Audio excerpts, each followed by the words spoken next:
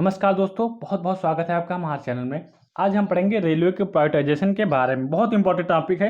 देखिए, सबसे पहले गवर्नमेंट ने विवेक देवराय कमेटी को स्थापना की थी रेलवे के रिफॉर्म के बारे में। तो इसी विवेक देवराय कमेटी ने बताया कि आप रेलवे का प्राइवेटाइजेशन कीजिए। तो क्वेश्चन अगर पूछे कि किस कमेटी के आधार पर रेलवे का प्राइवेटाइजेशन किया जा रहा है, रेलवे का निजीकरण किया जा रहा है, तो वो विवेक देवराय कमेटी थी। ओके, तो सबसे पहले आप जान लीजिए, रिक्वेस्ट फॉर क्वालिफिकेशन के अंतर्गत गवर्नमेंट ने लगभग 150 मॉडर्न पैसेंजर ट्रेनों को 100 रूटों में प्राइवेट प्लेयर्स के हाथों में चलाने का निर्णय लिया।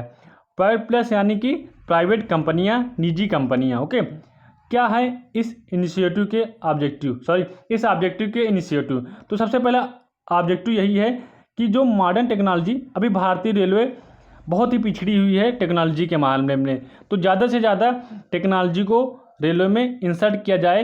टेक्नोलॉजी मॉडर्न आएगी तो उससे क्या होगा, उससे ये होगा कि मेंटेनेंस जो खर्चा है वो बहुत ही कम होगा। ओके, जैसे लूप और हाइपर लूप होती हैं, उसी आधार पर भारतीय रेलों को चलाने की कोशिश किया जाए। अभी गवर्नमेंट जितना भी किराए से कमाती है, भाड़ा से कमाती है, उसका 1/4 चला जाता है उसके मेंटेनेंस में। अगर लूप और हाइपर लूप जैसी ट्रेनें इंडियन रेलवे में चलेंगी तो इससे मेंटेनेंस कास्ट भी बहुत ही कम होगा।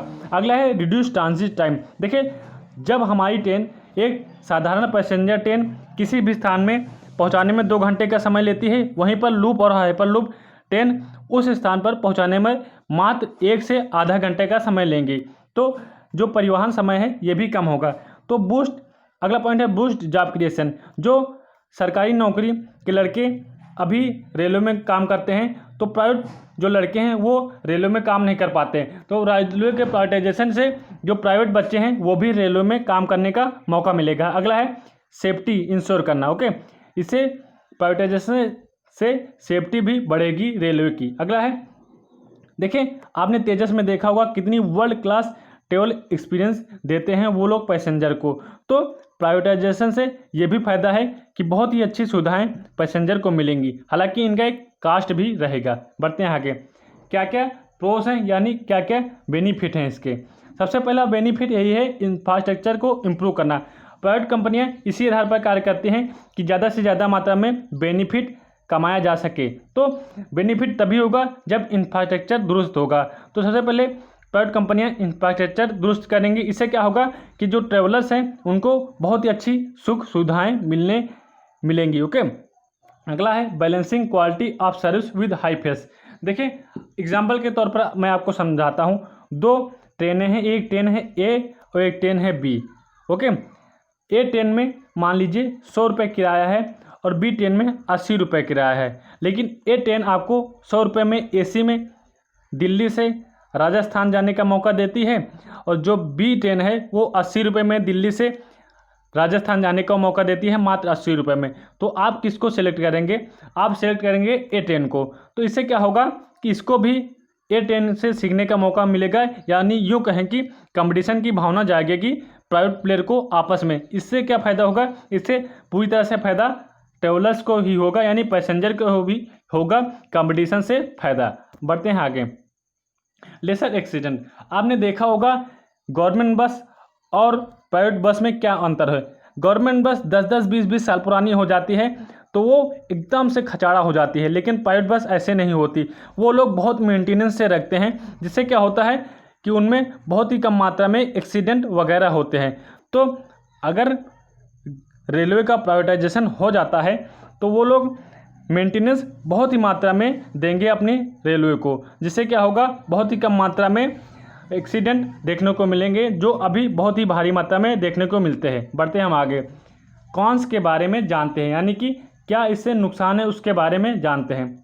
ओके, देखिए, इंडियन रेलवे का गवर्नमेंट के हाथों में रहने का सबसे बड़ा फायदा यही होता था कि लोगों को सभी जगह में आने जाने का मौका मिलता था। यानी कि कोई स्थान है, राजस्थान का बहुत बिगड़ इलाका है, वहाँ पर भी आप ट्रेन से जा सकते हैं। लेकिन जब रेलवे का प्राइवेटाइजेशन कर दिया जाएगा तो देखिए, प्राइवेट प्लेयर इसी आधार पर काम करते हैं कि उनका जहाँ पर पैसा मिलेगा वहीं पर वो काम करेंगे। तो क्या कोई कंपनी वहाँ पर जाने की कोशिश करेगी जहाँ पर मात्र 10 लोग जाएंगे और उनसे पैसा भी बहुत कम मात्रा में लिया जा सकता है? नहीं जाएंगे ना। तो इससे क्या होगा कि कनेक्टिविटी बहुत ही कम मात्रा में रह जाएगी।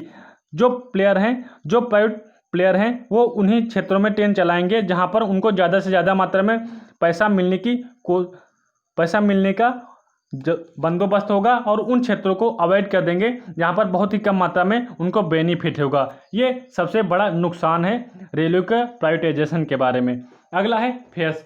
देखिए, अगर आप किसी भी चीज़ से बहुत ही अच्छे मात्रा में सुविधा उठाना चाहते हैं तो उसके लिए आपको एक मोटी रकम देनी ही पड़ेगी। ओके, तो इससे क्या होगा, इससे जो रेलवे का मेन मोटिव था कि सभी लोगों को यात्रा सुनिश्चित कर दिया जाए, सभी लोगों को एक स्थान से दूसरे स्थान पहुंचाया जाए, ये ना सोचते हुए कि वो किस इनकम ग्रुप में आते हैं, ये सबसे मेन घाटा होगा रेलवे का। ओके, यूँ कहें कि रेलवे सभी की पहुंच से दूर चले जाएगी अगर रेलवे का प्राइवेटाइजेशन हो जाएगा। ओके, तो आज की डिस्कशन के लिए बस इतना ही। Thank you.